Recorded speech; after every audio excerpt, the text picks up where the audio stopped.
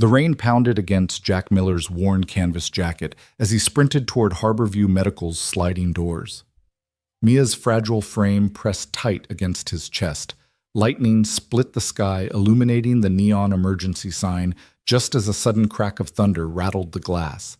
A surge of adrenaline pushed him forward past jittery patients clutching tissues and trembling on plastic seats. Mia whimpered, her breath shallow, each one a fragile promise of life. Jack's heart thudded in his ears. This wasn't just another night shift for a single father. It was a race against time itself.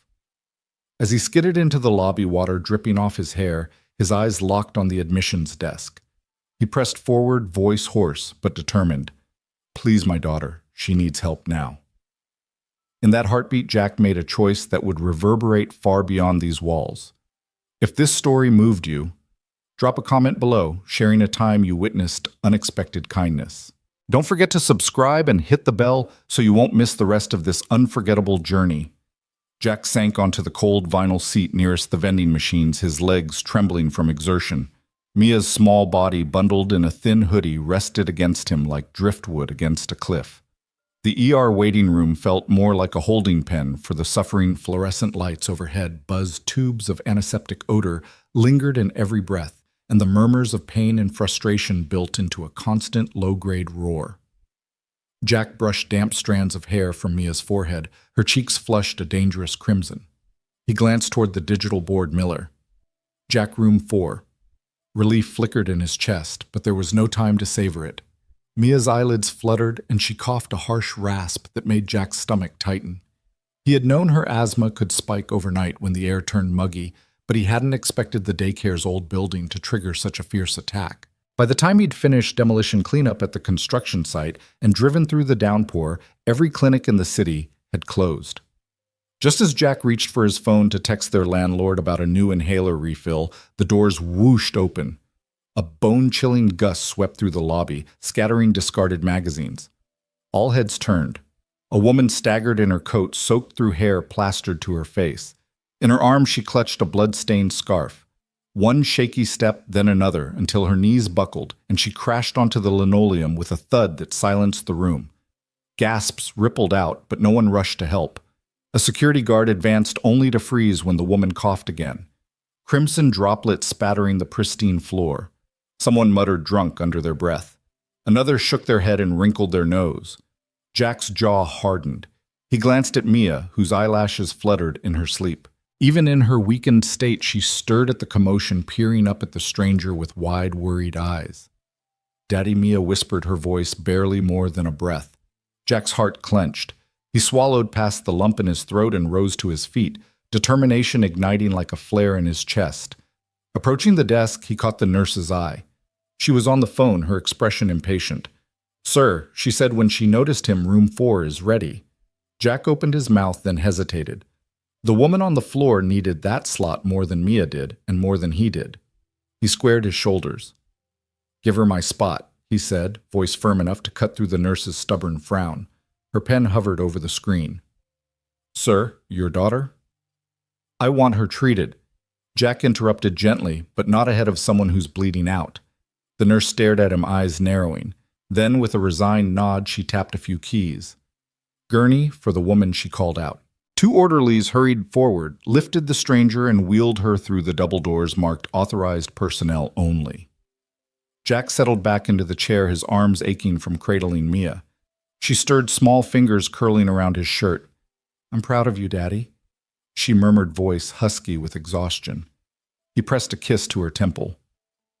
"You make me braver than I am," he whispered. An older man in a mechanic's jacket snorted from across the room. "That was noble but reckless. You might have cost your kid her treatment." Jack didn't respond. He had nothing to explain to a stranger, but deep in his mind he could still hear his wife's voice, weak and panicked, begging for help in a weekend clinic that refused her entry. He remembered pounding on that locked door, the neon sign mocking them. By the time they found a real ER, it was too late. Emma's final breath had slipped away before they could save her. That memory lived inside Jack like a pulse of guilt, a constant reminder that sometimes kindness alone wasn't enough. Minutes trickled by. Mia's breathing grew steadier, her eyelashes resting softly against her cheeks. Jack watched the fluorescent bulb above him flicker, and he realized he didn't regret what he'd done. His daughter's safety mattered most, but this stranger, this woman bleeding in the hallway, needed him too. Footsteps echoed from the corridor. Dr. Carter, a tall man in navy scrubs, appeared at the desk. His brow was drawn tight. "Who brought her in?" he demanded. "The man in the hoodie," the nurse replied. "He insisted." Dr. Carter tapped a tablet, eyes scanning the chart that popped up. His face paled. "Julia Bennett," he whispered. Jack frowned. He had no idea who Julia Bennett was. Before he could ask, Dr. Carter vanished down the hallway, urgency in every stride. He returned moments later, voice low but intense. "Mr. Miller, I need you to come with me." Jack lifted Mia, gently settling her back against his shoulder. His muscles trembled from fatigue, but he followed. In the hush of room 12, Julia Bennett lay on a crisp white sheet I4, in her arm face drained of color. Her gray-blue eyes locked on Jack. "You stayed," she said, voice soft but steady. "You didn't ask who I was." Jack shrugged. Anyone would have done the same. She studied him as if trying to read every line in his face. Then she tilted her head. Most people wouldn't. The weight of her words settled between them. Jack realized this was more than gratitude. It was a discovery that in a world of assumptions and self-interest, true compassion still existed. He offered a small smile. "My daughter needed someone to help her too." Julia nodded, eyes glistening. "Thank you, Jack Miller." He met her gaze, searching for something beyond the title. In that quiet moment, he understood that sometimes a single act of kindness could chart a new course for two very different lives, one of a struggling single dad and one of the woman at the heart of a medical empire. And whatever came next, neither of them would ever be the same. Jack shifted on the stiff vinyl seat, the antiseptic smell prickling at the back of his throat like an uninvited memory. He pulled Mia closer, her tiny body trembling against him, not just from the cold that seeped through her damp sweater, but from the wheezing that rattled each breath. He pressed the heel of his hand against her back, hoping the gentle pressure might ease the constriction in her chest, but it only seemed to make her cough harder. Each hacking gasp echoed through the waiting room, a chorus of coughs, groans, and restless sighs. Time felt liquid and unforgiving, trickling away one labored breath at a time. Outside, the rain had softened into a fine mist, its patter against the windows, a lullaby, cruel in its irony. A woman flagged down a passing security guard, complaining that the heat in the hallway was too low. Another patient tapped impatiently on his phone, scrolling through news alerts as though headlines could speed up a doctor's steps. Jack watched them, but didn't see them. His world had narrowed to the rhythm of Mia's breathing and the downward sweep of the digital board's call numbers. Room 4 still hung there empty, awaiting their turn. He glanced at his watch, 12:07 a.m. "Daddy?" Mia's voice was barely a whisper. Her eyes fluttered open, damp and luminous. Jack's chest tightened at the sight of her small face, flushed and pale in equal measure. "Does it hurt?" he asked softly. She managed a nod, her hand brushing against his shirt. "It's like a weight on my chest." He swallowed. "I know, sweetheart. Just keep breathing for me, okay?" In and out, nice and slow. He demonstrated a steady inhale, counting in his head. 1, 2, 3, 4. Then the exhale. 1, 2, 3. Mia matched him as best she could, her breaths jagged but deliberate. A janitor rolled a trash bin past them, the wheels squeaking on the linoleum. Jack seized on the motion, tracking the man's silhouette as he disappeared down the hall. He wondered how many times people had ignored the plight of someone gasping for air. Too many. His mind drifted back to Emma, his wife lying in a cold ER bed 3 years ago. Fingertips splayed against the crisp white sheet as she begged for help that never came. He remembered pounding on doors marked "no entry," urging clinic staff to admit her only to be told she wasn't serious enough. By the time she collapsed, it was too late. That helplessness had hollowed him out, teaching him that mercy sometimes arrived too late. Tonight he vowed would be different. He felt a gentle tug at his jacket sleeve. Mia looked up, eyes glassy. "Are we going to be okay?"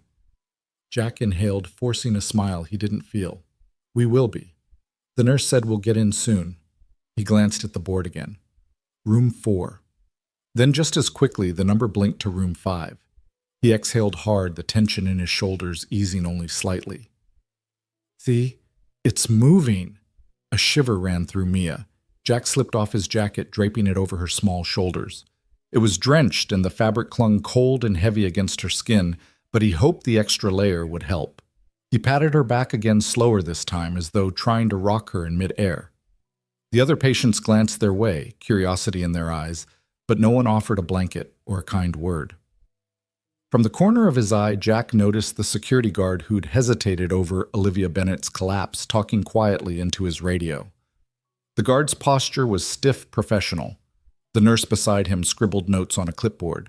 Jack wondered if they knew who she was, if they realized that vast funds for the very hospital they occupied hung on the fate of that bleeding woman. He felt a surge of protectiveness, not only for Mia, but for the stranger he'd sacrificed his spot for. Kindness, he reminded himself, wasn't about notoriety. It was about action. Mia coughed again, low and urgent. Jack slipped his hand into his pocket and produced the small inhaler canister he'd managed to keep in his coat. Here, he said, pressing it into her palm. Try this one more time. She shook her head. It's empty, she rasped. He closed his eyes, frustration flaring. He should have stocked up. He always should have. But overtime at the demolition site was scarce, and inhalers were expensive without decent insurance. He'd done everything he could to stretch what they had, but tonight's storm had been brutal.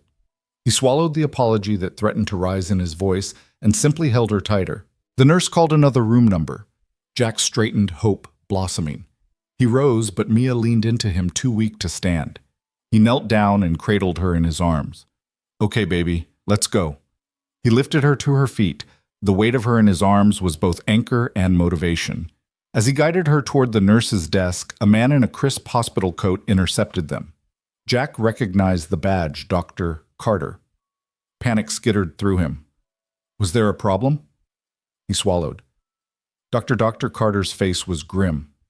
I need to speak with you for a moment, Mr. Miller. He motioned to a small alcove behind the reception. Jack set Mia down gently, hovering protectively as she gripped his pant leg. In the semi-private space, Dr. Carter closed the sliding partition behind him. It's about the woman you helped, he said quietly.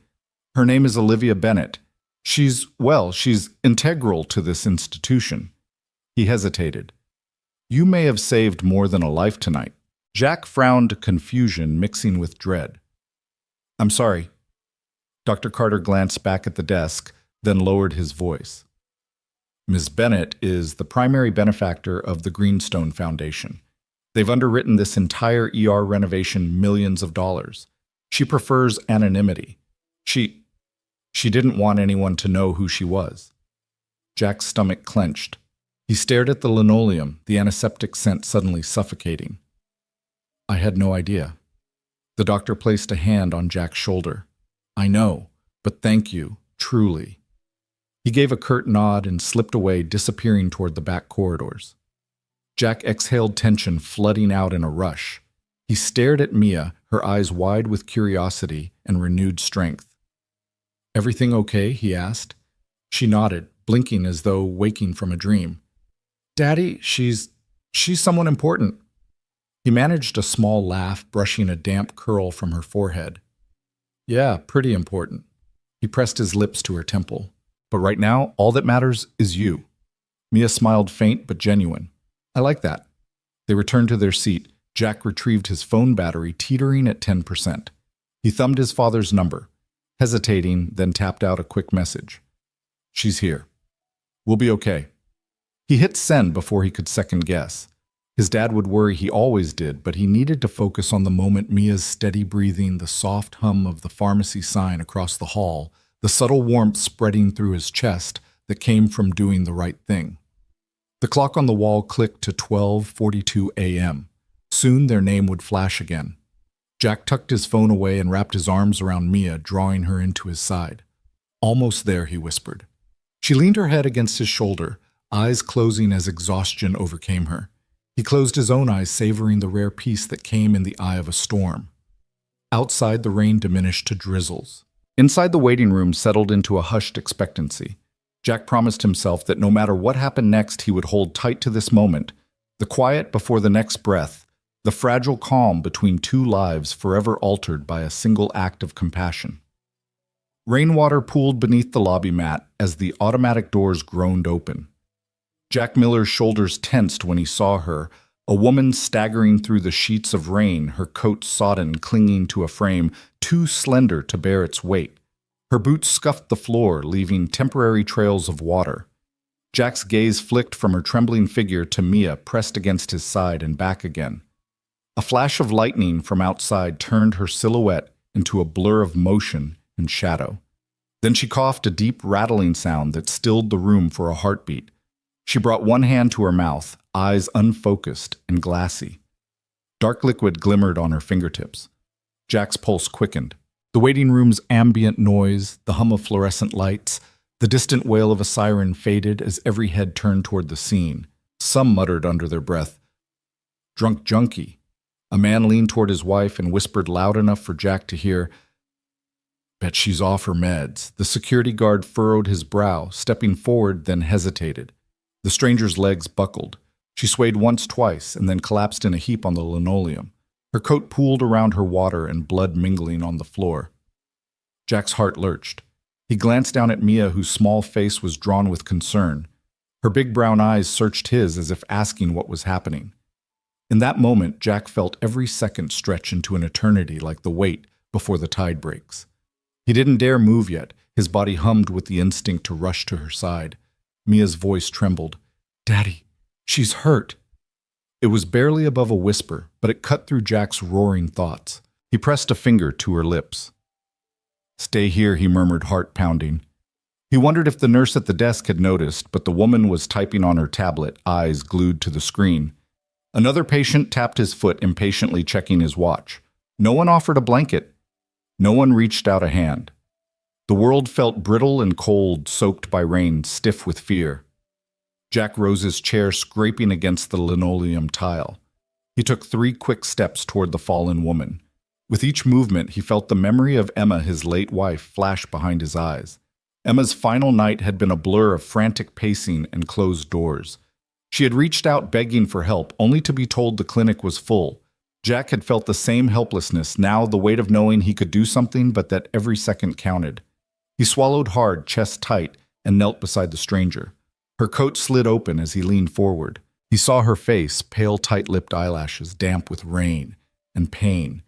He reached out gently, resting a finger on her forehead. It was cold as ice. She coughed again, a wet, desperate sound, and her body convulsed. Jack's stomach twisted. Instinct compelled him to lift her head to clear her airway, to do anything. But he hesitated, caught between fear of disease and the simple human need to help. Mia's small hand brushed his arm. Jack looked down. She was on her tiptoes, her little fingers quivering. "Daddy!" she said, voice cracking. "She needs help." His breath caught. She was right. He could see the woman's chest rock with each unsuccessful attempt to draw air. A nurse's aide hovered nearby, uncertain. Jack's sense of urgency soared. He felt his pulse in his throat, his vision narrowing to a tunnel focused on the woman's fluttering lashes and the blood-spattered floor. He rose again, voice steady despite the adrenaline coursing through him. "Someone call a gurney," he said louder than he intended. Heads turned. The nurse at the desk looked up, surprised. The security guard snapped out of his indecision and nodded toward Jack. Within seconds, 2 orderlies hurried forward, cautious but ready, lifting the woman with surprising gentleness. Jack stepped back, heart still thrumming as they wheeled her away, the wheels squeaking against the floor. The hushed whispers resumed. "Who was that I heard she's a VIP?" Jack's mind was spinning, but he kept his gaze fixed on Mia. Her chest rose and fell in shallow, uneven rhythms. He dropped to one knee beside her, brushing damp curls from her forehead. "You did good," he murmured. She managed a small, shaky smile. "I was scared," she admitted. Jack swallowed, offering a reassuring squeeze of her hand. "Me too, baby. But sometimes doing what's right means stepping into the storm." He lifted Mia into his arms again and guided her back to their seat. The vinyl was cold against his jacket, but he didn't notice. His thoughts were tangled in rain-soaked hair, wet coats, the thrill of guilt and relief. He wondered if the woman would live, if the gurney would reach her in time. He remembered Emma's vacant eyes as they loaded her onto a stretcher and the hollow ache that stayed with him for months. He had sworn he'd never feel that helpless again. Mia leaned against him, whispering, "Will she be okay?" Jack pressed his lips to her temple. "We'll hope for the best." He closed his eyes for a second, gathering what calm he could. When he opened them, the board blinked room 4, still waiting. A fresh wave of determination washed over him. He realized that tonight they were not just recipients of care, but bearers of it. He thought of how small acts a seat given a hand extended could ripple through lives. He caught sight of Dr. Carter stepping out of the restricted doors, talking urgently into his phone. The doctor's face was pale, voice hushed. Jack's stomach tightened. He held Mia tighter, smoothing her hair. She closed her eyes, exhaustion finally overtaking her. Her breathing, though still shallow, was steadier than before. Jack leaned back, pressing his shoulder against the cold wall, feeling the simple warmth of her against him. In the quiet that followed, Jack reflected on the harshness of assumptions. The crowd had dismissed the woman as a drunk, a lost cause. But Jack had seen someone fragile and in need. His daughter's gentle whisper had been the catalyst proof that empathy often begins with a child's heart. He thought about the power of kindness, how it cut through the noise of scorn and indifference. He realized that sometimes helping another was the very thing that saved you. As the clock ticked past 12:20 a.m., the waiting room's tension shifted. The earlier restlessness had given way to a watchful calm. People sat, more upright, eyes flicking back to the corridor where the gurney had disappeared. Jack wondered if anyone else felt the change, that subtle spark when a community remembers its humanity. He looked down at Mia, her lashes brushing her cheeks, and whispered, "Thank you for reminding me what matters." He closed his eyes, breathing in the antiseptic air tinged with rain and possibility. In that moment, Jack knew their night in the ER would be more than just another entry in a medical log. It would be the night Jack Miller learned that small gestures could have seismic impact, and that compassion, once ignited, could alter the course of lives in ways no one could predict. Jack's heart lurched when the nurse's voice cut through the din. "Miller, room 3. He rose on instinct, relief and fear colliding in his chest.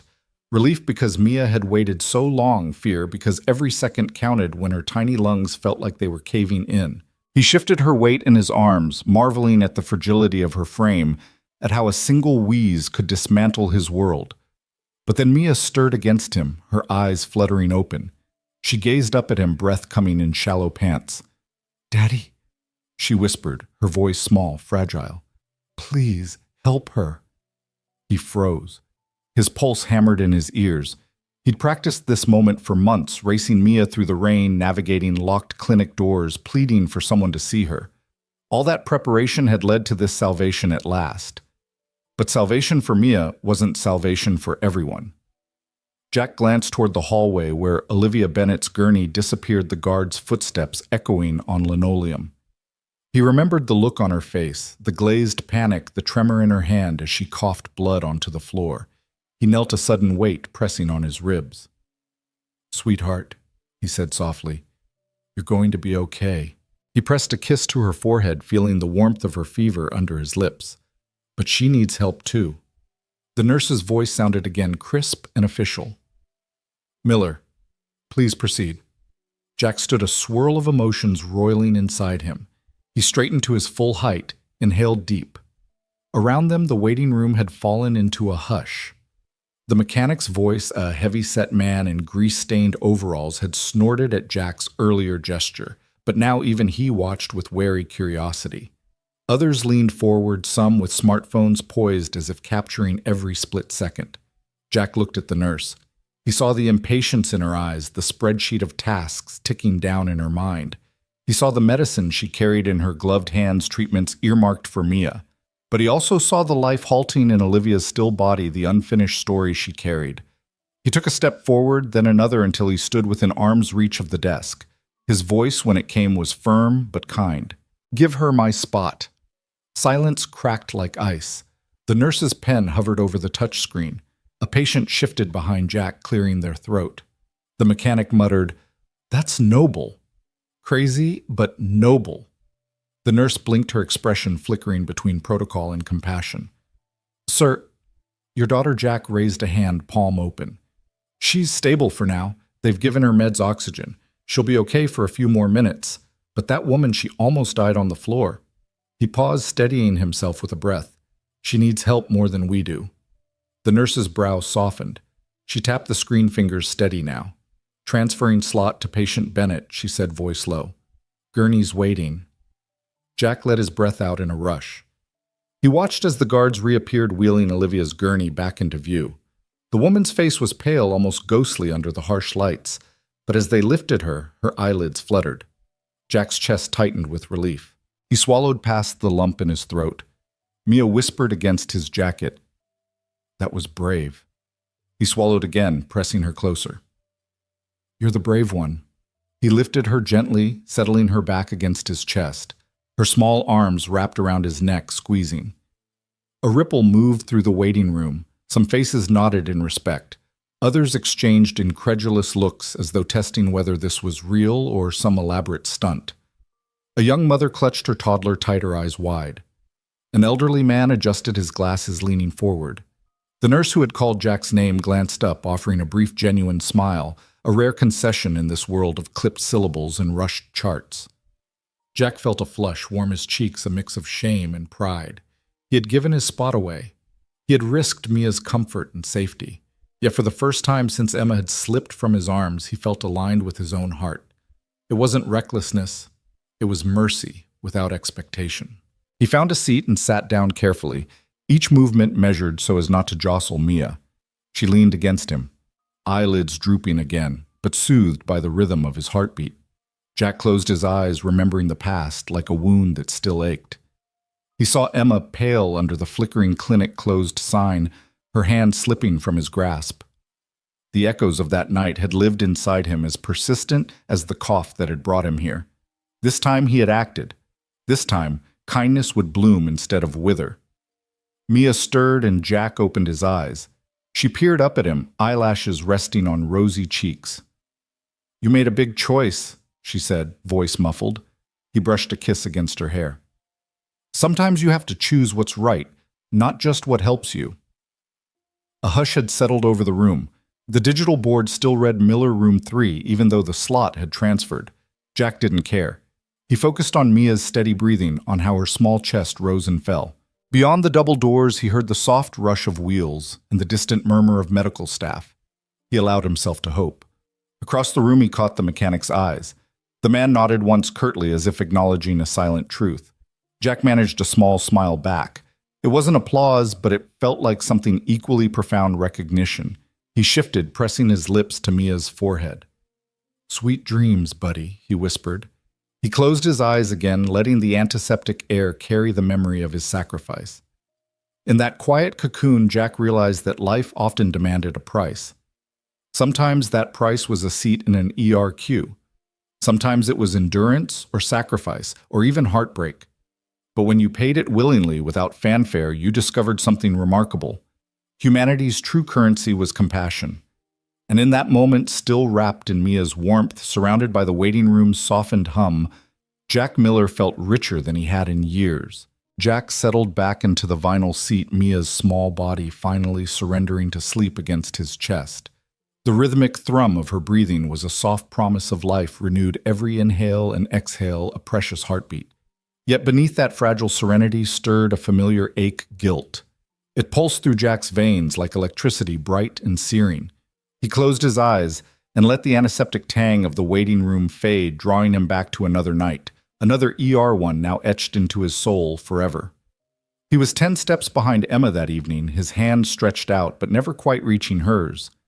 The clinic's close sign had glowed in the dusk, a cruel beacon that barred them from treatment.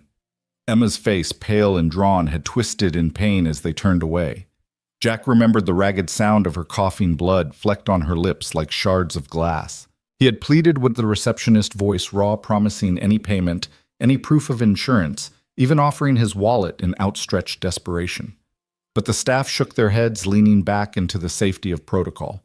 By the time they found a hospital with an open intake desk, Emma's eyes had rolled back, her breath catching in gurgling spasms. Jack had cradled her in the back of the ambulance, his fingers pressed to her wrist, searching for any sign of life.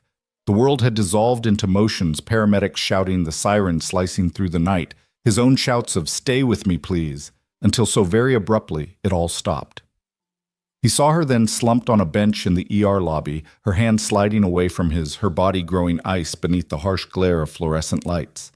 He remembered the nurse stepping over Emma's still form without a backward glance as if she were invisible. And in that moment something fractured inside Jack, a piece of himself forever lost to the cavernous silence that followed her last breath. Now with Mia asleep in his arms, Jack felt that old wound reopen. He remembered the smell of antiseptic wash through him, the metamorphic chill that had swept over him as he realized it was too late. The memory of Emma's lips, just barely moving, as if forming words he never heard echoed in his mind. He had heard that lullaby cough again once, twice, before she closed her eyes for good. Jack pressed his forehead to Mia's hair, the soft strands cool beneath his brow.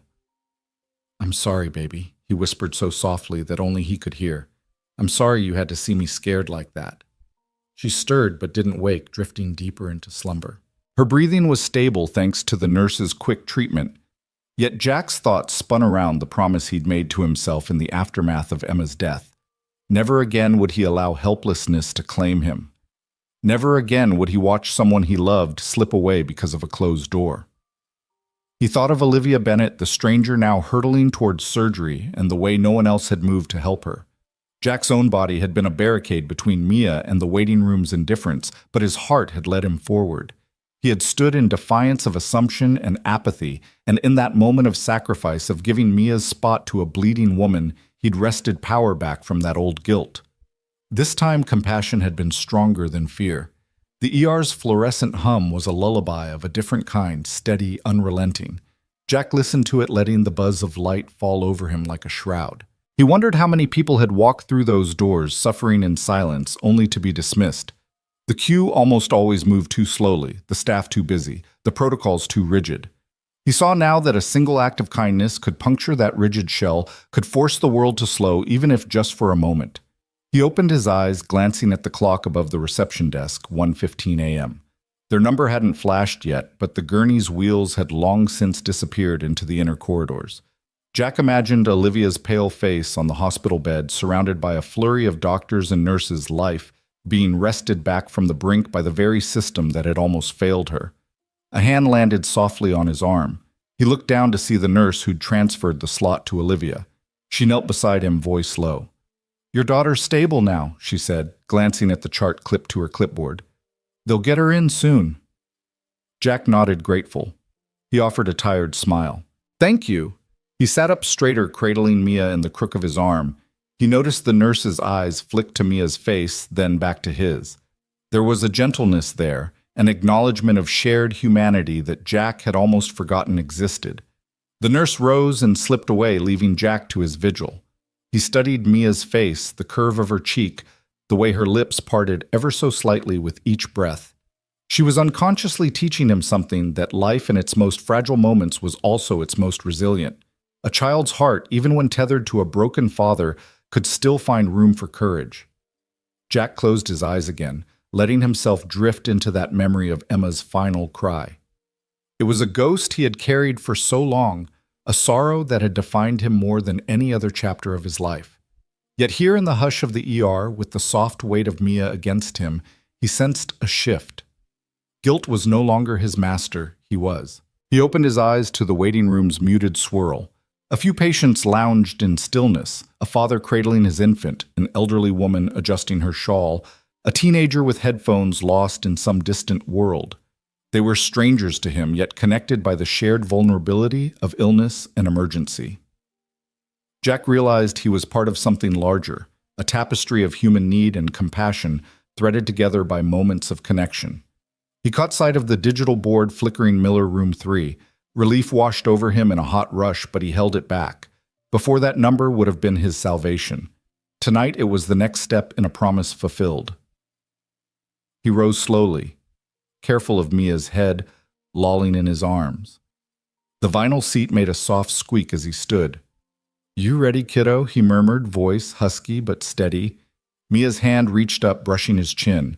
He bent down and kissed her forehead. "Let's go get you help." He walked toward the nurse's desk, each step echoing his purpose.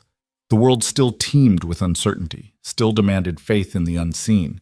But Jack felt a solidity beneath his feet, a quiet conviction born of heartache and redemption. He slid into the exam room doorway, Mia's form resting lightly against his chest. The nurse offered a warm smile, and Jack met it with one of his own. As the door closed behind them, shielding Mia's rest from the murmur of the lobby, Jack Miller breathed in the sterile air. He would never forget Emma's final night, nor the emptiness that followed. But in that moment, he carried something new inside him, the unshakable knowledge that compassion could conquer guilt, and that a father's sacrifice rooted in love could chart a path toward healing for both himself and his daughter. Dr. Carter's footsteps pounded down the corridor like a drumbeat, each click of his shoes echoing urgency through the hospital's hushed halls. He rounded the corner so fast he nearly collided with a gurney crew pushing a patient in the other direction. Without pausing to breathe, he thrust open the swinging doors to the ER lobby, tension coiling in every line of his scrubs. "Who brought her in?" He barked, voice sharp enough to halt the clock on the wall. The nurse behind the admissions desk looked up, startled. Her fingers hovered over the tablet screen. Mr. Miller, room 3, she stammered, glancing toward Jack and Mia seated against the far wall. Dr. Carter's eyes flicked to Jack for a fleeting moment, a tall man with weary shoulders cradling his daughter, then back to the tablet. With a single tap, the woman's chart blinked into view. Dr. Carter stared so long the nurse leaned forward, brow furrowing. He read the file header aloud, voice low but resonant, Bennett Olivia Marie. He blinked, disbelief sharpening into recognition. The name shimmered on the screen, CEO of Greenstone Medical Holdings, executive director of the Greenstone Foundation. The very foundation whose millions had funded this hospital's expansion, whose donation had kept the ER doors open when budgets threatened to close them. For a heartbeat, the world around Dr. Carter narrowed to the glowing text. He saw the date of birth. The address, the code for critical care data that suddenly felt less like numbers and more like stakes in a high-wire act. The nurse watched his face, perplexed by the sudden color draining from his cheeks. He swallowed hard and, as though afraid to speak too loudly, said, She's the Foundation's patron." A murmur rippled through the lobby like a wave crashing against rocks. Patients turned in their seats, cell phones paused mid-swipe, and conversations faded into silence. The hum of the fluorescent lights seemed to drop an octave. Jack, still nestled against Mia's shoulder, felt the atmosphere shift. The tiny hairs on the back of his neck stood guard. He glanced at the board above the desk, Miller Room 3. Even that announcement felt dwarfed by the new gravity in the room. Dr. Carter straightened, regaining composure with a surgeon's precision. He tapped the tablet again, summoning the nurse's attention. "Get me the administrator." Now he ordered, voice calm but humming with urgency. The nurse nodded, fingers flying across the screen to dial. Others in the lobby strained to hear. Jack's daughter stirred one small hand, reaching for his. He pressed a gentle kiss to her palm, offering quiet reassurance. Mia blinked up at him, eyelashes heavy, but trust unbroken. Jack gave a slight nod, as if to say, "I've got you." And in that moment, he was more than a father seeking care. He was a catalyst in a chain reaction he hadn't yet understood. The receptionist answered the page, and Dr. Carter excused himself, disappearing back through the doors that led to the inner sanctum of the ER. In his wake, the lobby dissolved into low whispers. A young man in a cargo jacket leaned toward his companion and whispered, "Bennett, like the Foundation." The woman nodded, eyes wide.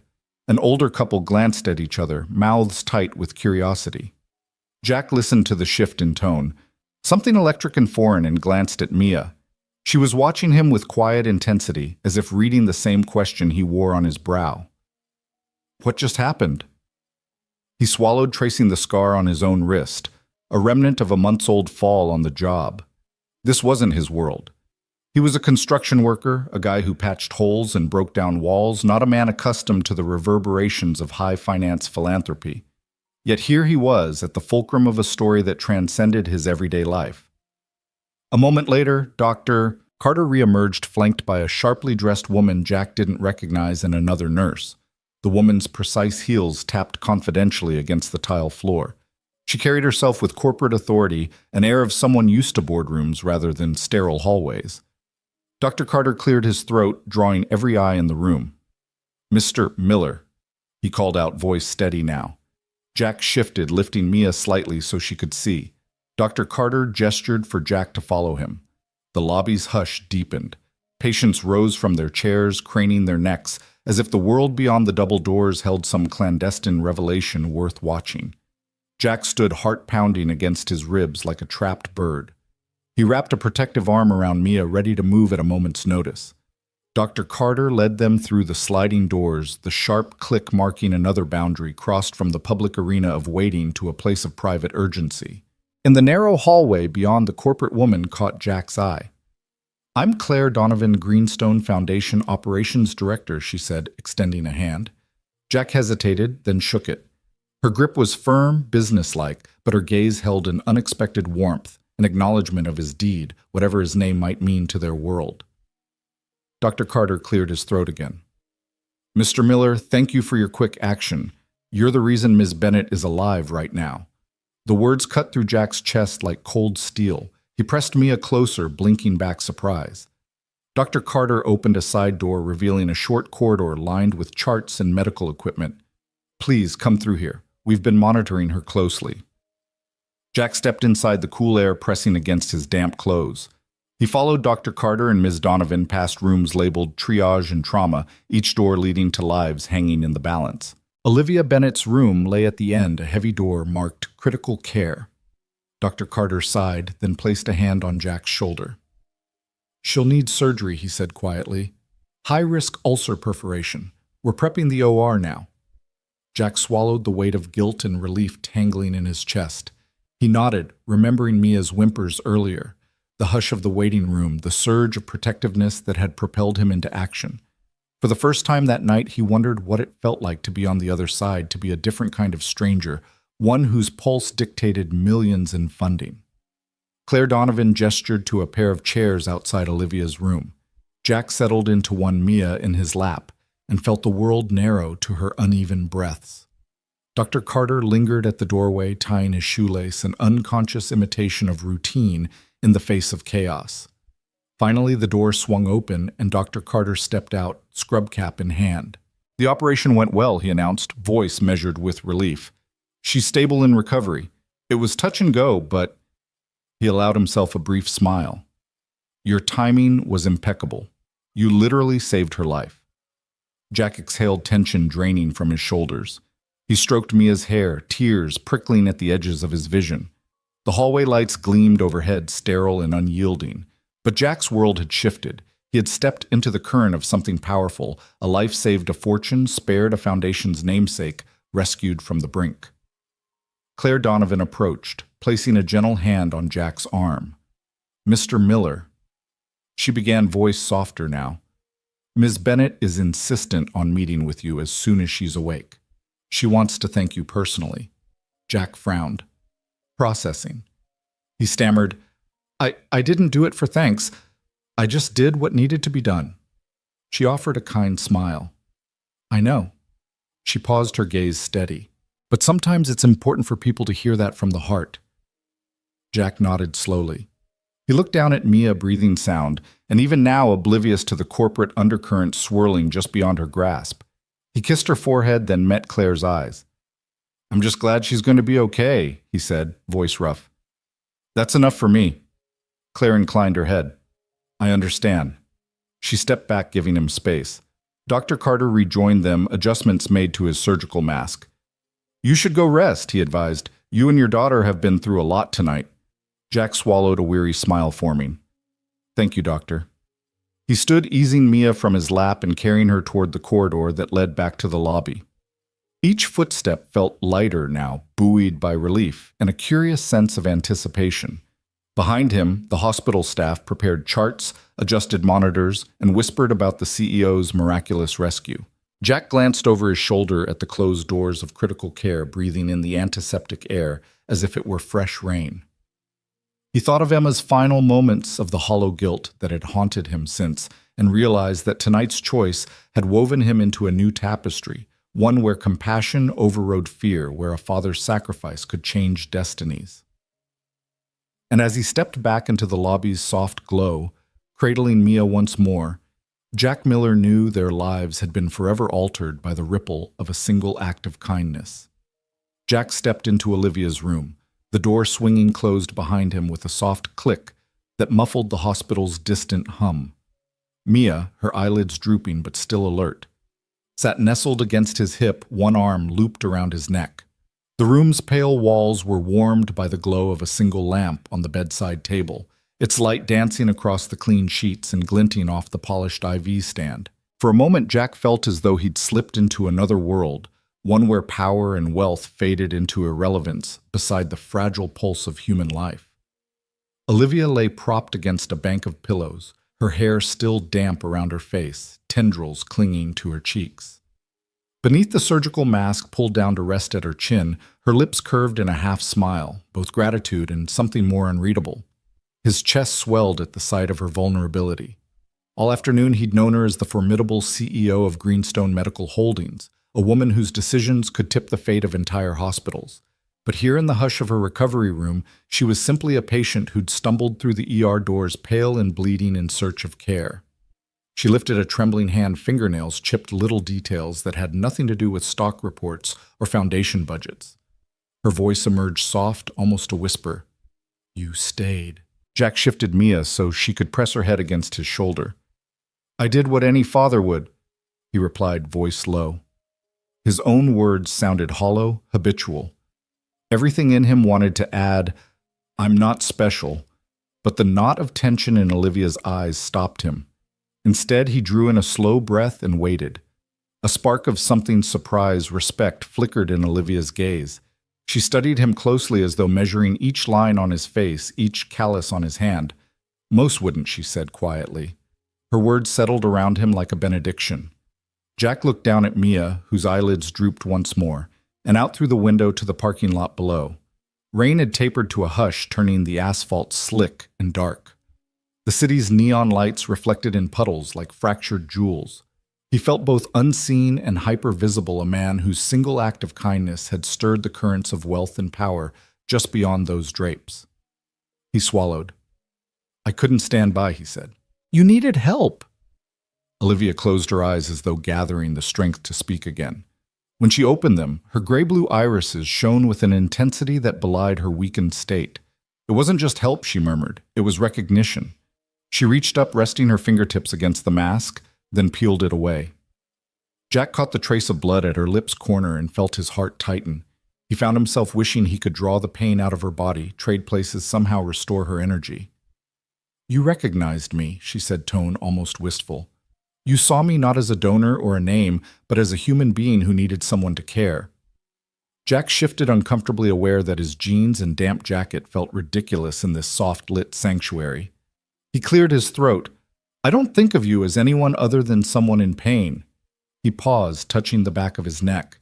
"My daughter." He glanced down to Mia, who stirred awake. "She's taught me that even the smallest voice matters." Olivia watched him, a flicker of emotion passing across her features. "She's wise," Olivia said. "Children see through the noise." Jack offered a wry smile. "They have to. Otherwise they wouldn't survive." He cradled Mia under one arm and eased onto the edge of the visitor's chair. The vinyl squeaked beneath him, but the sound seemed to belong here, familiar, honest. Mia blinked up at him, eyes bright. Jack brushed a stray curl from her forehead. "Hey, champ," he said softly. "You doing okay?" She nodded, curling her small fingers into his shirt. "I'm okay," she whispered. "Daddy, I think she's going to be okay too." Jack felt a lump in his throat. He glanced back at Olivia, who had closed her eyes once more, exhaustion etched onto her brow. She lay still, breathing steadily, as if bracing herself for each breath. Jack studied the rise and fall of her chest and thought of the gurney wheels sliding away the blur of the waiting room the moment he'd made his choice. It replayed in his mind like a slow-motion film, the nurse's confused stare, his own steady voice insisting she take his spot. He'd done it without thought of reward, guided by instinct, and Mia's quiet plea. Olivia stirred again, lifting her head on a slow inhale. Tell me about her, she said, nodding toward Mia. Jack hesitated, then let a tenderness flood his face. That's my daughter Mia. He reached down to brush her cheek. She's 6, loves pancakes, fireflies, and anything with glitter. He chuckled softly. She thinks every sunset is a show. Mia giggled, her voice sweet and clear in the hushed room. Olivia smiled a real smile that creased the corners of her eyes. She's beautiful, Olivia said. She reached for Jack's hand, weak but insistent.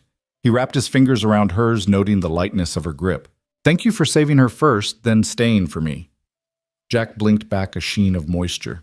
I couldn't do one without the other, he whispered. She's my heart. A silence stretched between them, comfortable, sacred. Jack stared at Olivia's hand in his, the pale skin set against his darker fingers. It was an exchange of souls in that instant, gratitude transferred, humanity acknowledged. He felt a warmth spread through him, the glow of having done something good in a world that often felt cold and indifferent. After a moment, he cleared his throat. I should let you rest, he said, voice catching. He stood sitting Mia on his hip once more. Olivia nodded, exhaustion reclaiming her posture. Jack rose fully and stood by the bedside, awkward in her space, yet drawn by an unspoken bond. He searched for words to capture the depth of her gratitude of the moment they shared, but nothing seemed adequate. Instead, he offered a simple nod. Get well soon, he said. Olivia watched him with eyes that held soft respect. I will, she promised, because you saw me. Jack turned to leave, pausing at the door. He glanced back once more, and their eyes met. In hers, he saw a shimmer of something unspoken, perhaps hope, perhaps a recognition that their lives were forever entwined by that single act in the ER lobby. He closed the door gently behind him, the click softer than before, and stepped back into the fluorescent corridor. The lights felt harsh after the room's soft glow, but Jack felt steadier than he had in days. He carried Mia toward the exit, each footstep affirming what he'd always believed, that small decisions could carry immense power, and that kindness, once given freely, had a way of illuminating the darkest places. Jack paused at the weathered green door of the Pinewood Community Hub and took a steadying breath.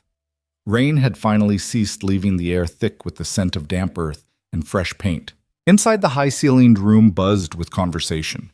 Folding chairs circled worn tables layered with hand-drawn posters, brightly colored flyers, and mismatched mugs brimming with coffee and water. A rack of children's jackets slung over a radiator warmed the entryway, and the sound of low music drifted from the back office.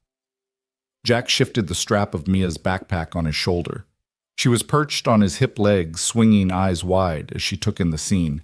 Volunteers greeted them with warm smiles and nods. He felt conspicuous in his damp work boots and paint-splattered jeans, but Claire Donovan's invitation had been clear. No corporate towers, no suits. Just real people, real problems, and he hoped real solutions. At the far end of the room, under a banner proclaiming Roots Rebuilt Building Community from the ground up, Olivia Bennett stood beside a long table. She'd swapped her hospital gown for dark jeans and a simple blouse, sleeves rolled up to her elbows. Her hair was tied back in a ponytail, a few damp strands framing her face. Despite the past trauma she'd endured, her posture was unbowed, and her gaze was steady as she greeted Jack and Mia. Jack Miller, she said, extending a hand. Thank you for coming. He took her hand, gentle but firm. Mia reached out with one small finger brushing Olivia's palm. Olivia knelt to meet Mia's gaze. And this must be Mia. Hi there. Mia offered a tiny wave, then buried her face in Jack's shoulder. Jack cleared his throat. Thanks for inviting us. Olivia straightened and motioned toward 2 empty chairs near the table where a laptop was open and several notebooks lay stacked. I hope it wasn't too much trouble, she said, voice genuine. I wanted to meet here someplace real somewhere, kids laughing and people helping each other. She patted the table. This is the hub. We use it for after-school programs, job workshops, community dinners. Today it's where we talk about making this place stronger. Jack glanced around. A few dozen neighbors, elderly couples, young parents, teenagers milled in small groups. Paint-stained hands sketched mural designs on a whiteboard. The raw energy felt different from boardrooms he'd imagined. Here, the stakes were measured in friendships formed and meals shared, not quarterly reports. Olivia settled into one chair and patted the seat beside her. Jack lowered himself there, Mia still clinging to his other arm. He laid her on his lap so he could free both hands. She yawned and curled into a nap, lulled by the gentle hum. Olivia let her gaze drift over Mia before meeting Jack's eyes again. "I wanted to talk to you," she began. "About what happened in the ER and about what comes next." Jack nodded slowly. "I did what any father would do," he said, voice low. She smiled, but it didn't quite reach her eyes. "I know why you say that. But it wasn't just any father. You chose to help someone you didn't know, someone who could never repay you. And that act, it revealed something deeper." She tapped at her open notebook. "I've thought a lot about why I came to that ER alone that night. I wasn't looking for attention. I just wanted to really see how the system my family funds actually works on the ground." Jack leaned forward, elbows on his knees. "I don't know much about how large foundations run, but I know about waiting rooms. I know what it's like to be told to wait until you don't matter anymore." Olivia's shoulders dipped slightly, as if relieved by his understanding. "Exactly. I wanted to learn from people like you, people whose lives don't revolve around spreadsheets and press releases. I wanted truth, not glossy reports." Jack's gaze drifted to a group of teens painting a mural of a tree with deep roots and flourishing branches, the phrase "stronger together" scrawled beneath. "This is impressive," he said, nodding. "You're doing good work here." She glanced at the mural, pride flickering in her eyes. "It's just the beginning, but the real test is how we scale it, how we rebuild neighborhoods all across the city, so families don't fall through the cracks." Jack folded his arms. "So what do you want from me?" Olivia leaned forward, voice earnest. "I want you on my team." She paused, letting the words settle. "I'm launching Roots Rebuilt as a pilot project in 5 neighborhoods. Pinewood is first. We need someone people trust, someone who understands construction and community." She tapped his knee. "Someone who isn't afraid to roll up their sleeves." Jack's breath caught. He had never worked beyond construction crews and odd jobs. His world was drywall and demolition, not community development. "I appreciate that," he said, rubbing the back of his neck, "but I'm no strategist. I don't know grant writing or fundraising or program management." Olivia shook her head. "You don't need a degree. You need integrity and credibility. When you speak, people listen because they know you've lived their struggles. That's rare." She fixed him with a steady look. "I want you to lead the Southside site, hire local workers, coordinate volunteers, ensure the building designs reflect what families actually need." Jack stared at her, processing. He thought of Emma of the small clinic that turned her away. He thought of Mia's wheezing breaths in the ER. "You're asking me to manage a project?" he said slowly. "Yes," Olivia replied firmly. "Not from an office, from here on the ground. You'll have support, legal, administrative funding, but you'll be the one folks turn to." She gestured to a binder on the table. "This has the preliminary plans, budgets, timelines. It's rough, but it's a start." Jack glanced at the binder's cover, Roots Rebuilt Pinewood Initiative, Phase 1. He opened it to see hand-drawn maps, colored post-it notes, notes in the margins. Hire locally, community input session. After-school space. Medical outreach. The pages felt honest, not polished. It spoke of potential and imperfections. Mia stirred awake, blinking at the overhead lights. Jack scooped her close, brushing her hair behind her ear. "What about her?" he asked, nodding toward Olivia. "Is it safe for a 6-year-old around a construction site?" Olivia smiled, reaching into a tote bag to pull out a stack of hard hats in child sizes. She set one in Jack's lap. "We thought of that. We're partnering with parents' schools. The first build days will be controlled, no heavy equipment in the play areas. Kid zones will be separate. Safety is everything." Jack felt a warmth in his chest. Protecting his daughter was instinct. Knowing they had planned for that meant something. He placed the pink hard hat on Mia, whose eyes widened with delight. She pressed it against her forehead, hair escaping in tufts. Jack laughed, a full, genuine sound that felt strange in his own ears. Olivia watched them with a soft smile. "I don't want empty platitudes," she said. "I want action. Buildings that host clinics, job centers, after-school hubs, places where no one is ever turned away." She leaned back, voice steady. "But I can't do it alone." Jack held Mia in his lap, feeling the soft rise and fall of her breathing. He thought of evenings spent checking invoices, of nights patching walls of the day Emma died because a clinic's doors stayed shut. He thought of the father who gave up his spot so a stranger could live, and he thought of a chance to shape something lasting from that moment. He looked at Olivia, at the earnest set of her jaw, at the determination in her eyes. Then he closed the binder and set it gently on the table. "I'll do it," he said, voice sure. "I'll help you build it right." Olivia's face lit up relief and pride mingling in her expression. She stood and extended her hand again. Jack rose Mia in his arms and shook it. The hub seemed to swell around them with unspoken promise. Jack tapped Mia's hard hat. "What do you think, kiddo? You ready to build something?" Her eyes shone and she nodded vigorously. Olivia laughed, the sound bright in the worn room. "Welcome to Roots Rebuilt, Jack and Mia. Let's get to work." And as the afternoon sun filtered through rain-streaked windows, Jack felt a new chapter unfolding, one born from a single act of compassion now blossoming into the promise of genuine ground-up change. Jack stepped into the conference room, the door's chipped paint and simple latch, a stark contrast to the gleaming boardrooms he'd once glimpsed through TV documentaries. A long folding table filled most of the space, surrounded by a mismatched collection of chairs, some plastic, some wooden, a few borrowed from the adjacent classrooms. Light filtered in through high windows, dust motes dancing in the afternoon sun. On the far wall, a hand-painted sign proclaimed, "Roots Rebuilt Community." First, the letters roughly cut but brimming with intention. Olivia Bennett rose to greet him, offering a firm handshake that seemed to say, "I trust you with this." She wore a soft flannel shirt and dark jeans, sleeves rolled up to her elbows, the only corporate touch her simple pendant, no blinding diamonds or designer logos. Behind her, a whiteboard bristled with colorful marker lines, Phase 1, Secure Site, Phase 2. Community Outreach, Phase 3, Sustainable Growth. Various sticky notes lined the edges, local hires after school program. Health Clinic Wing. Jack, Olivia said, her voice warm but resolute. "Thank you for coming back. I know you have a lot on your plate." Jack cradled Mia in his arms, her head lolled against his chest, asleep after a long morning of excited chatter. He leaned against the wall, every muscle humming with anticipation and nerves. "I wouldn't miss it," he said, eyes drifting to the whiteboard. This is impressive." Olivia smiled, a hint of relief flickering in her eyes. "It's a start, but I need someone to lead it, someone who knows what it means to build day in and day out, someone who people trust to see the work through." Jack's gaze settled on the local hires note.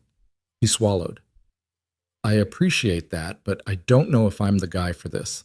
I'm a construction worker, not a strategist or community organizer." He shifted, feeling the weight of Mia's tiny body and the responsibility pressing on his shoulders. Olivia folded her hands on the table. "Strategy can be learned. Policies and permits, there are people to guide you through all that. What you have is something they can't teach." Jack met her eyes, puzzled. "Credibility?" he asked softly. She nodded. Walk into a meeting with residents who've been told for years that help is coming, often never arrives. They've heard platitudes and empty promises, but when someone from their own neighborhood shows up, someone who's stood on their stoops, who's broken his back to earn a living, they listen. That credibility is gold. It's what makes change possible. He ran a hand through his damp hair, recalling the first time he'd met those neighbors. Crumbling sidewalks, boarded-up storefronts, children playing in puddles by the road. The memory made his chest ache. "I've never managed a budget bigger than the one I carry on site to buy materials," he admitted. "I don't have a degree in public policy." "You don't need one," Olivia said, her tone gentle but unwavering. "We'll provide training. We have grant writers, financial officers, project managers, all eager to support you. Your job is leadership, hiring the local crew, ensuring the build reflects community needs, troubleshooting on the ground." She gestured to the whiteboard. "This is our framework, but you'll be the captain of this ship." Jack glanced at the items scrawled in red marker: Community Liaison Construction.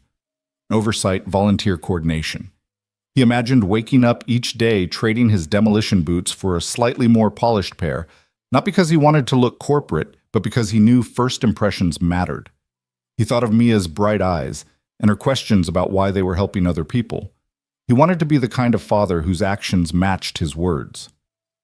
"Can you tell me more about the site?" he asked, voice steadying. What am I walking into? Olivia permitted herself a small smile.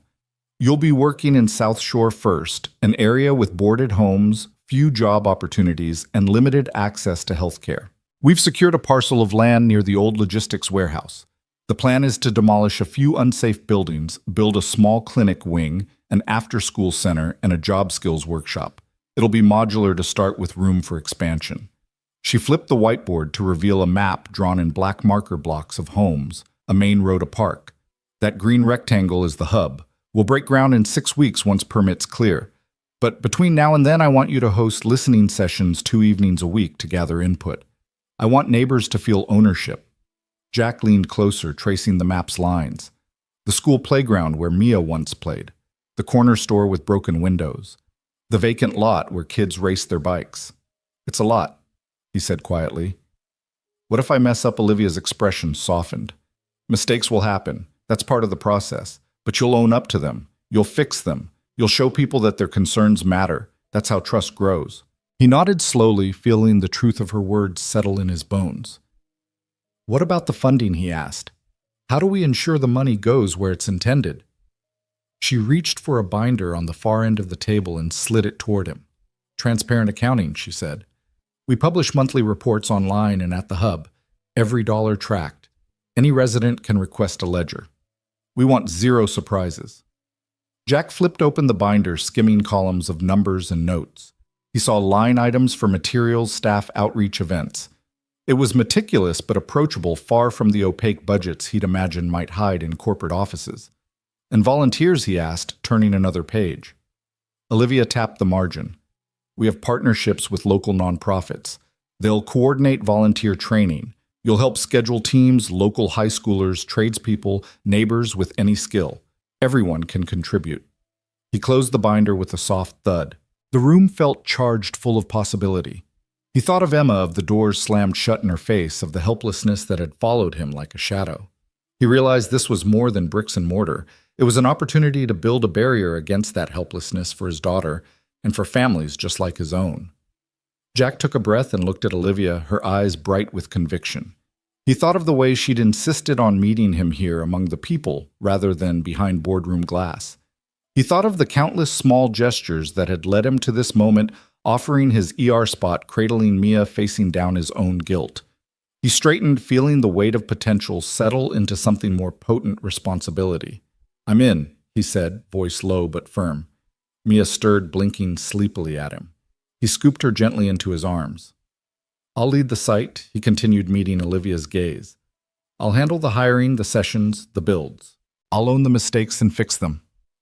Olivia's face lit up with a mix of relief and pride. She extended her hand again and Jack shook it this time as an equal partner. Welcome aboard, she said, her smile genuine. We've got work to do. Jack nodded, surveying the humble conference room with new eyes. Here in this worn space filled with handmade signs and earnest faces, he felt a spark of purpose ignite. With Mia asleep in his arms, he turned to the window, watching sunlight flicker across the mural outside. He knew the road ahead would be hard: permits, budgets, community tensions, but he also knew that this time he wasn't just building walls. He was building hope. And for the first time in a long while, Jack Miller believed that hope could hold strong roots deep enough to weather any storm. Jack woke before dawn, the cold seeping through his coat as he drove the final few blocks to the Pinewood Southside lot. Frost clung to the chain-link fence and his breath puffed in misty clouds as he unloaded shovels and hard hats from the back of his truck. The ground itself was frozen solid, a stubborn reminder that good work doesn't wait for perfect conditions. Mia's pink hard hat sat in the cab, though Jack knew she wouldn't be here today, not in this first gritty step toward transformation. Today was about the people who built this place. By sunrise, neighbors and volunteers gathered in a loose semicircle on the vacant lot. Some wore worn parkas and mittens, others jeans dusted with yesterday's demolition debris. Olivia stood quietly at Jack's side, jeans and flannel. Once more, no banner or podium in sight.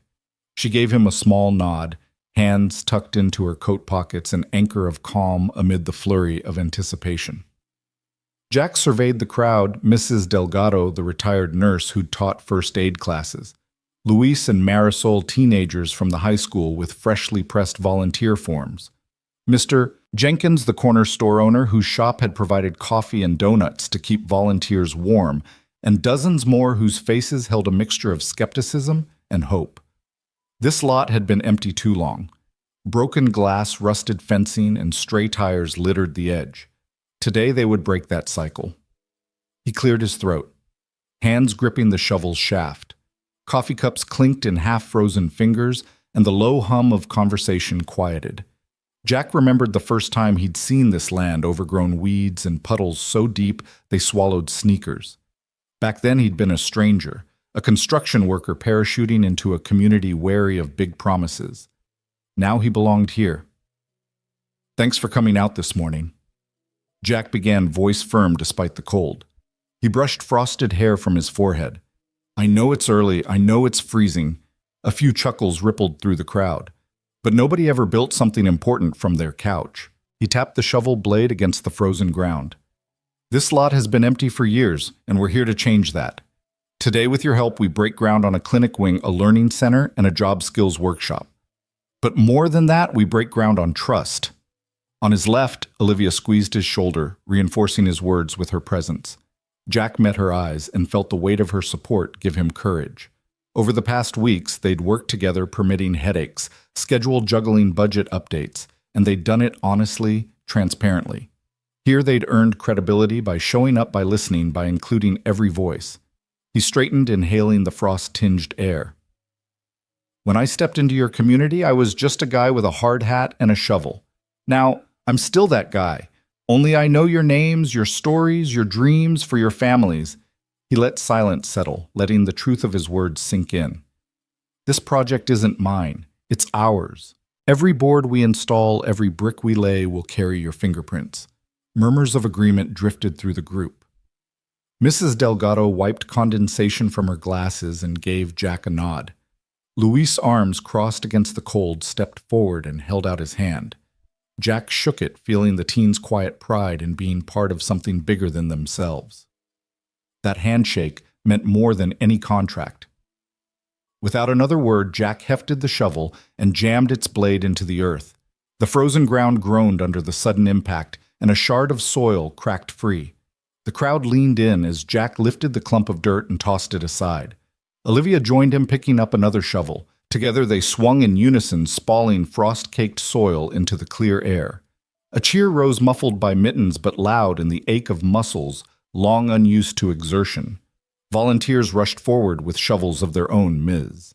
Henderson from the daycare, the two parents who'd organized carpool routes, even the high school football coach, his breath steaming in the chill. Jack guided them to a row of stakes marking the clinic's footprint. He knelt, brushing frozen earth from a stake, and explained, voice carrying. "This wing will give everyone a place to see a doctor without fear of cost or judgment. It'll have exam rooms, a waiting area with real chairs, not steel benches." A woman in the front row whispered to her neighbor, "I'll bring my kids here." Jack felt his heart expand. That was the goal. People saying our clinic, envisioning it, transforming a theory into a promise. He straightened, spat a bit of frozen crust from his lip, and turned to Olivia. Next he called the learning center. He pointed down the lot where fresh stakes glimmered in sunrise. Olivia grabbed the nearest shovel and led the charge, her sleeves collecting mud as she drove her blade in. Throughout the morning, they rotated tasks, digging footings, moving gravel, tapping rebar into place. Jack moved among them, showing Mrs. Delgado where the first foundation would lie, helping Luis steady the post-hole auger, chatting with Mr. Jenkins about how the new center could host health fairs. Each interaction was a stitch in the fabric of trust. They were weaving one shovel swing at a time. By late morning, the ground bore the first clear contours of the clinic foundation. Dirt heaped beside each trench like pale testament to the work begun. Jack wiped sweat, yes, sweat on his pants, blinking against the bright glare of the sun on frosted edges. He surveyed the progress tables of boot shovels leaning against stakes, coffee thermoses half empty but still warm. He felt the hum of momentum, a living pulse in the bulldozed landscape.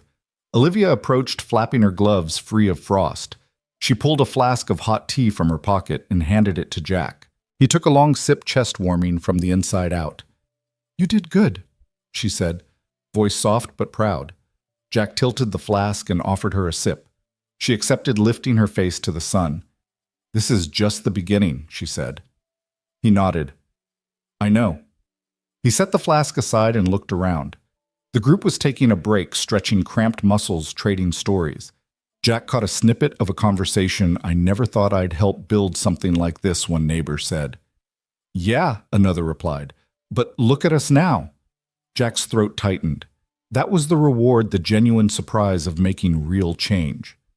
Mia's bright hat bobbed toward him. She'd come to watch, perched on a parent's shoulders, eyes wide with excitement, as volunteers tossed clumps of earth. Jack waved and she waved back, shouting, Daddy, my building! His heart swelled at her pride. This project was for her future, for the future of every child in Pinewood, for families who deserved a community they could trust. Jack picked up the shovel again, balancing its weight. The morning sun had chased away most of the frost. The earth had softened. He knelt by his own personal marker, an orange stake labeled Volunteer Hub. He placed his glove-clad hand on the stake as if making a vow. The soil gave way under his palm. He scooped a handful and let it fall through his fingers. Every nod, every handshake, every shovel swing, he murmured, standing and letting the sound carry. We're cementing trust stronger than concrete. He raised the shovel high, and with a grin brought it down for another swing. The lot answered him with the sound of trust-breaking ground echoing into a new dawn for Pinewood's south side. The hammering of nails and chime of power tools had barely tapered off when the sharp crack of rubber on concrete sliced through the construction noise. Jack looked up just in time to see a boy tumble from his bicycle wheels, spinning off into the gravel. The child lay on the ground, face down, one arm splayed at an odd angle. Muddy footprints splashed through the shallow puddles around the unfinished clinic's makeshift entrance. Volunteers froze. The site supervisor cursed under his breath. But Jack didn't hesitate. He dropped his shovel, sprinted forward, and knelt beside the boy. Easy, buddy, Jack said, voice calm but urgent. He placed a hand on the child's back. I'm Jack. Can you tell me your name? The boy's blonde hair was matted with sweat and rain. He lifted a tear-streaked cheek. Miles, he whispered, voice small. It hurts. Jack glanced toward the partially framed walls where drywall sheets leaned against steel studs and windows gaped like empty eyes. The clinic wing was only hours from its groundbreaking ceremony, its exam rooms still just concrete pads and upended buckets. But tonight this spot would serve as the first triage point. He caught sight of a nurse hustling across the lot, dark scrubs tucked into muddy boots. It was Sophia Reyes, the retired ER nurse who'd volunteered to run basic health workshops here. She bent beside Jack, her stethoscope bouncing on her chest. Let me see, she said softly, already unbuttoning the front of Miles's jacket. Jack held the boy's shoulder gently. What happened? Miles winced. I hit that. He pointed to a steel stake marking the future reception desk. And then I flew. Sophia's fingers pressed along Miles's forearm. A grimace flickered across her face. That's a displaced fracture. Looks like the radius. She glanced at Jack, tone low. We've got to immobilize it before it bleeds into the tissue. Jack nodded. Got it. He stood and shouted to nearby volunteers. We need 2 2x4s and some rope now. 2 young men, Luis and Marcus, rushed over, hauling wood and a coil of nylon cord. Jack examined the fracture, then placed the 2x4s on either side of the boy's forearm. Sophia tied the rope in a figure 8 around wrist and elbow, snug enough to stabilize but not cut off circulation. Jack held Miles's hand, murmuring encouragement. Rain dripped from the upended sheets overhead, but neither of them flinched. In that moment, they were simply caregiver and child builder and nurse, united by the sudden urgency of saving a life. Can you wiggle your fingers? Sophia asked once the splint was secure. Miles flexed his small hand thumb, trembling but obeying. Yeah, he said, relief lacing his voice. Jack wiped a strand of hair from Miles's forehead. That's good. You did great. He ruffled the boy's hair mud and sawdust, sprinkling the floor. Meanwhile, the paramedic truck that had been stuck in traffic on 67th Avenue finally roared into the lot, brakes squealing as it bounced over stones. 2 EMTs hopped out, equipment bags in hand, eyes widening at the improvised treatment area. One medic knelt beside Jack and Sophia, admiration already flickering in his gaze. You stabilized him perfectly, he said. Did he tell you what happened? He crashed into the marker stake, Jack replied. We're set for transport. The EMT gently lifted Miles onto a stretcher, sliding the board beneath him. The boy blinked up at Jack. Thank you, he whispered. Jack offered a reassuring smile. Get well soon, champ. As the ambulance doors closed, Sophia exhaled, brushing rain from her sleeve. I've never seen a splint so neatly done in an unfinished building, she teased lightly. Jack shrugged, but pride warmed his features. You taught me well. Behind them, Olivia Bennett stood framed in the clinic's doorway, her silhouette backlit by the dull glow of the setting sun. Her coat was dust-smeared sleeves rolled up. She'd come to oversee the first construction milestone, but stayed for the human moment. Now pride and relief mingled in her expression. She stepped forward, voice soft enough to blend with the echo of the ambulance siren fading down the street. Jack. He looked up Mia now, tucked under his arm, after she'd insisted on helping, resting against his shoulder. Hey, he answered. Olivia walked over, kneeling to meet the beam of Jack's flashlight beneath the clinic's half-built walls. That was incredible, she said, voice hushed. I've planned community health programs for years, but tonight, you made a clinic real in a way no grant ever could. Jack studied her face, sweat and dirt streaked through her hair. It wasn't just me, he replied. It was Sophia, and every volunteer who grabbed a board. We all did it. Olivia nodded, then reached out to gently brush a smudge from Mia's cheek. The little girl blinked up at her, curious. You were very brave, Olivia told Mia. Mia shrugged, settling into Jack's arms. I watched Daddy help, she said. Olivia's gaze flicked back to Jack. You helped more than build walls today, she said. You saved a child's arm, his chance to play again. You turned a construction site into a place of healing. Jack's chest tightened. He stared at the steel studs rising around them at the slab of concrete that would soon bear exam rooms and waiting chairs. This clinic wing, he said, voice steady, it isn't just brick and mortar. It's a promise. Tonight we kept it. Olivia rose, offering her hand. Jack stood and accepted it. The bones of their partnership strengthened by the day's unexpected trial. Behind them, the skeletal frame of the clinic seemed to glow with new purpose, not a hollow shell of future hope, but a living heart of current care. The volunteers drifted back to their tool spirits, buoyed by the evening's triumph. Laughter and chatter resumed among the rows of stakes and lumber piles. Jack hoisted Mia onto his hip and surveyed the scene, a patch of land transformed into something more than a building project. It had become proof of community trust and immediate compassion. Olivia leaned in her voice, a quiet promise. This was our first test. I think we passed. Jack smiled, scanning the faces around him. Neighbors, nurses, parents, teens, each person's eyes reflecting the flicker of hope that had taken root here. Our first triumph, he corrected, and the beginning of many more. He tucked Mia's cold fingers into his glove, then looked once more at the clinic's half-built entrance. In the glow of portable lanterns and the echo of departing sirens, Jack Miller felt the true measure of success, not in shelves stocked or walls raised, but in arms saved and futures preserved. And as the night settled over Pinewood's south side, he knew they'd proven exactly why this place, and why every life it would one day serve, mattered more than any blueprint ever could. Morning light filtered through the string lights that draped across the entrance to the Miller Family Center, painting the courtyard in a soft gold.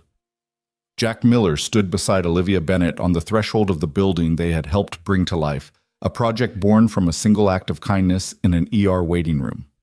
Today, there would be no grand ribbon cutting, no speeches from suited dignitaries. Instead, laughter bubbled like a spring around them as families streamed through the wide glass doors, eager to explore the place that had already begun to feel like home. Mia darted ahead, her pink hard hat tucked under one arm, clipboard in the other. This way, everyone she called, her voice carrying clear and confident. A group of 5 young girls followed obediently, their eyes bright with excitement. Mia led them down the hallway past the gleaming reception desk, where a polished wooden plaque bore the simple inscription, Miller Family Center, a place of compassion and second chances. She paused to point out a colorful mural on the wall, children holding hands beneath a sprawling tree, and then ushered her new friends into the art room where tables were already set with paints, crayons, and stacks of blank canvases. Jack watched her go, pride tightening in his chest. He saw her small shoulders squared with purpose, guiding those children just as he had guided her through so many storms. He glanced at Olivia, whose gaze followed Mia with a soft, admiring smile. Around them, the air hummed with community, the hum of hushed conversations, the rustle of children's shoes on polished floors, the clink of coffee cups on tables in the adjoining cafe area. Volunteers moved through the space, replenishing snacks, greeting parents, and offering directions with warm hellos. Olivia stepped beside Jack, slipping her hand into his. "She's perfect for it," she murmured, nodding toward Mia's retreating figure. "Just like you said." Jack squeezed her hand, feeling the echo of every shovel swing, every plan huddle, every late-night spreadsheet that had gone into this day. "She has a way of making everyone feel seen," he replied. "She reminds me why we do this." His voice caught on the last word, reminded him of Emma and the days when they had waited helpless and cold outside locked clinic doors. Today was different. Today no one waited outside. Everyone was welcomed in. They wandered through the center's open spaces, the bright after-school study lounge, where teens curled into beanbag chairs with homework packets and laptops, the freshly stocked little library, its shelves low enough for small hands, the clinic wing off the main hall where soft rainbows of light refracted through the stained glass window above the check-in desk. Nurses and doctors. Many of them volunteers from Greenstone Medical greeted patients by name, offering flu shots or routine checkups with gentle professionalism. Jack paused by the clinic entrance, watching a young mother cradle her newborn as she filled out intake forms. He remembered the day he had first stood on this lot, shoveling frost-clad soil in the pre-dawn chill. Back then it had been just a promise on paper. Now it was a promise fulfilled. He turned to Olivia. "Look at that," he said, voice hushed. "She's safe now. They're all safe." Olivia's eyes glistened. "Because you chose to help a stranger," she said softly. That one act changed everything. They moved deeper into the building, passing a row of classrooms labeled Job Skills Workshop, Community Events, and Parent Support. In one room, a circle of neighbors sat on folding chairs sharing parenting tips over toddler-friendly snacks. In another, a father-daughter duo tackled a woodworking project, making birdhouses from leftover lumber supervised by a volunteer carpenter. The sound of power drills and laughter blended seamlessly. Jack and Olivia reached the heart of the center, a wide-open atrium beneath a skylight that framed the morning sky like a canvas. Here, picnic tables held paper cups of lemonade and trays of brownies donated by the local bakery. Children ran between tables, chasing bubbles blown by a volunteer wearing a big foam hat.